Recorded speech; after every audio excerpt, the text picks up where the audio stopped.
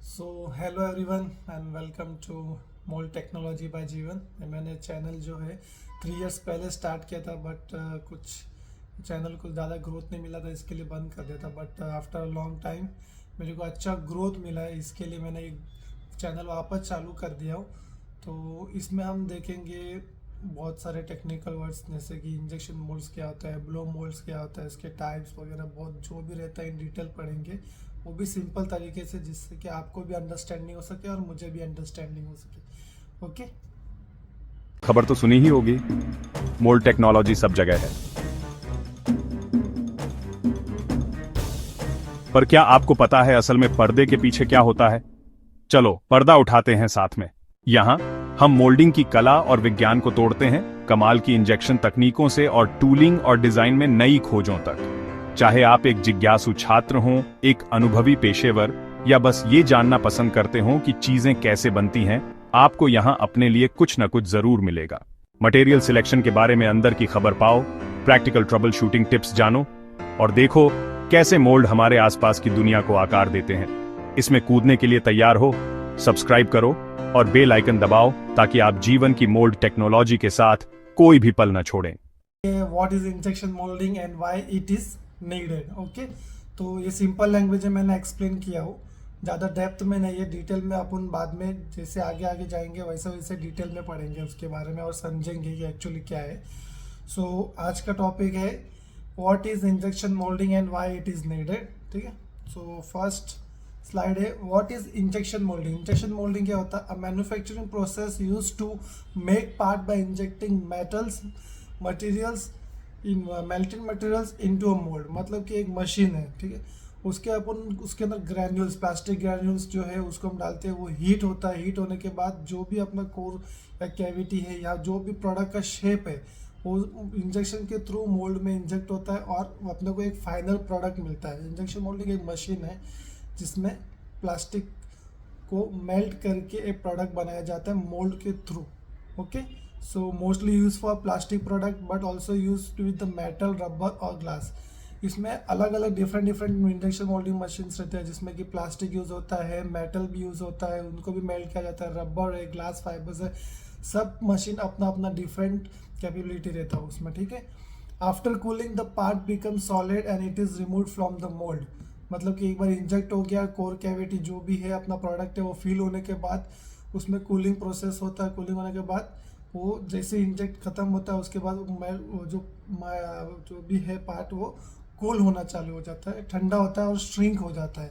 Okay, क्योंकि उसमें cooling channel, अपन mould में कूलिंग चैनल फ्लो करते हैं जो कंटिन्यूस फ्लो होता है, जिससे कि मोल्ड का टेम्परेचर जो भी है कंट्रोल में रहता है। ठीक है, next how does it work step by step. एक ऐसे काम करता है ना, उसके बारे में देखते हैं।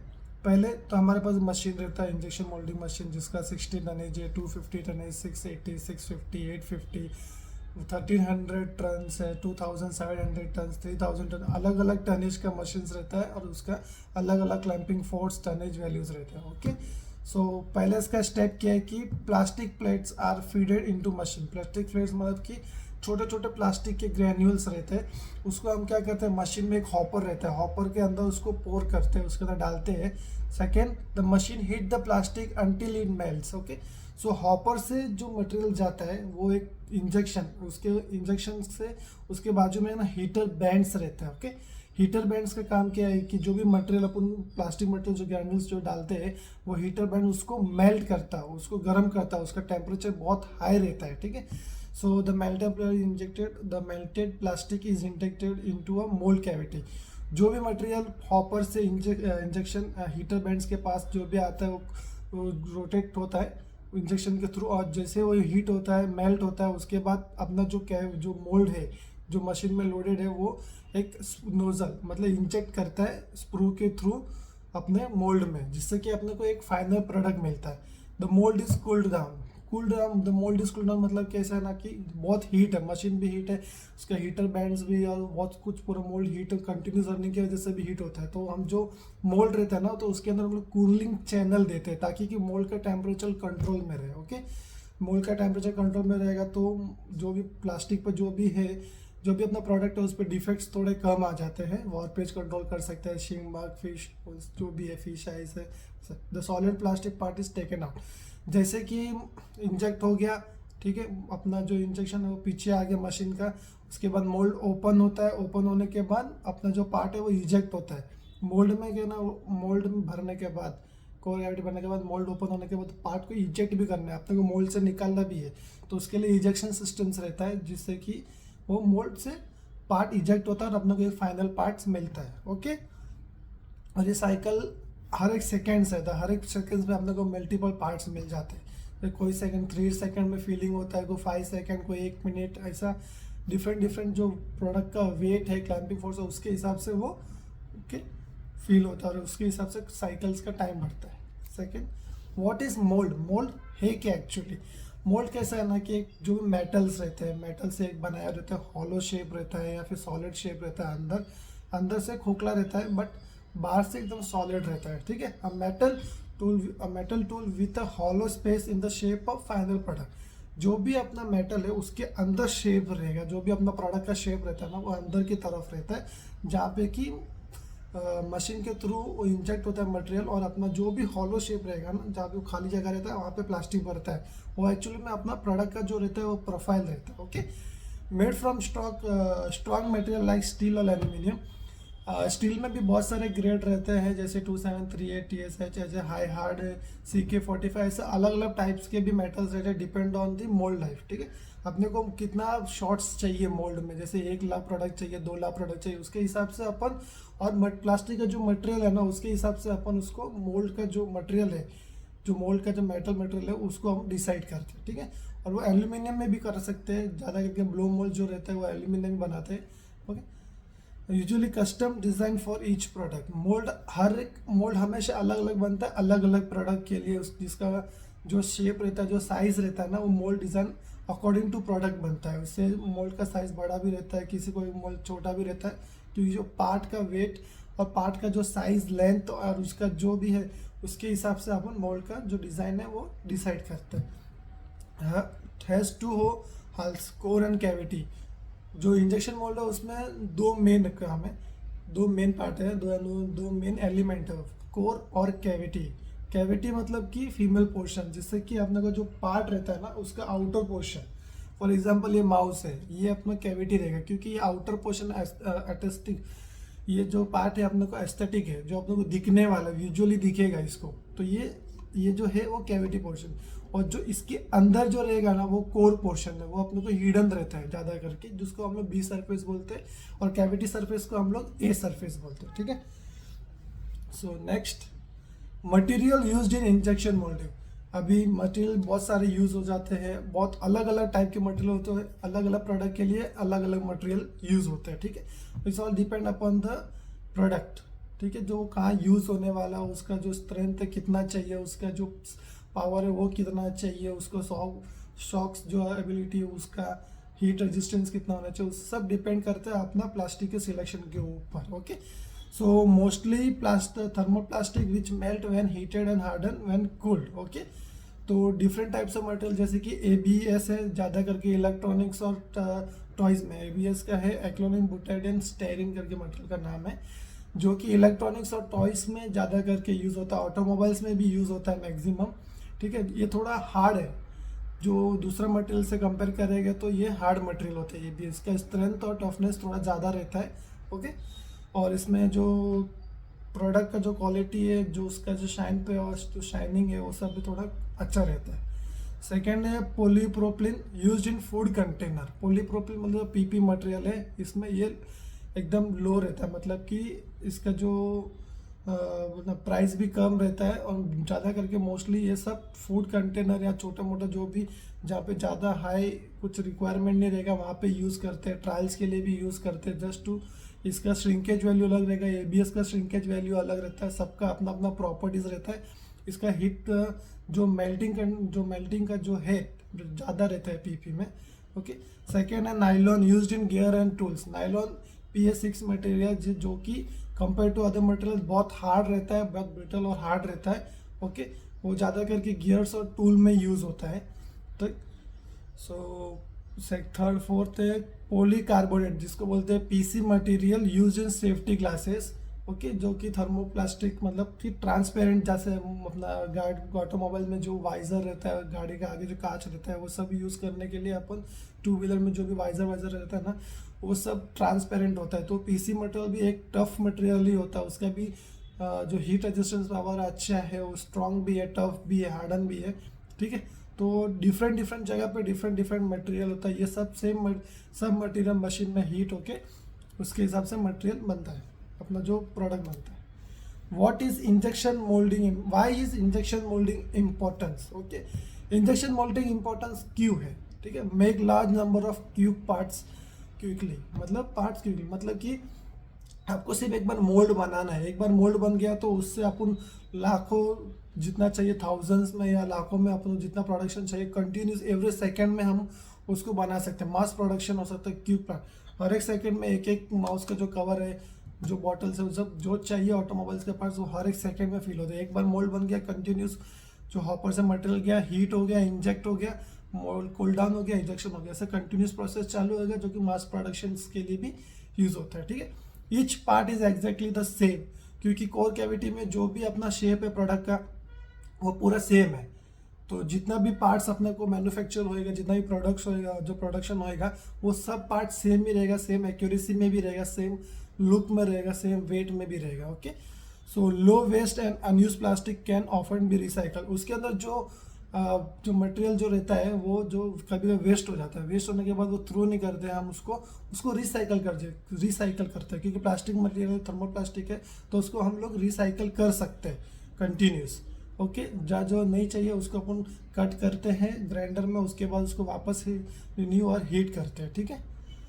सो low waste as unused plastic can be recycle. Okay, can make very complex shape. Mould में अपन जो चाहिए ना उस तरीके से अपन उसके अंदर शेप बना सकते हैं। प्रोडक्ट का शेप कितना भी कॉम्प्लिकेटेड क्यों ना, अंडरकट वगैरह कुछ भी रहेगा, तो मैकेनिज्म डाल के अपन मोल्ड को तैयार करते हैं, जो कि कौन सा भी शेप करेगा, कॉम्प्लिकेशन हो, कैसा भी कॉम्प्लिकेटेड शेप हो, तो भी हम मोल्ड में उसको बना सकते हैं, ठीक है।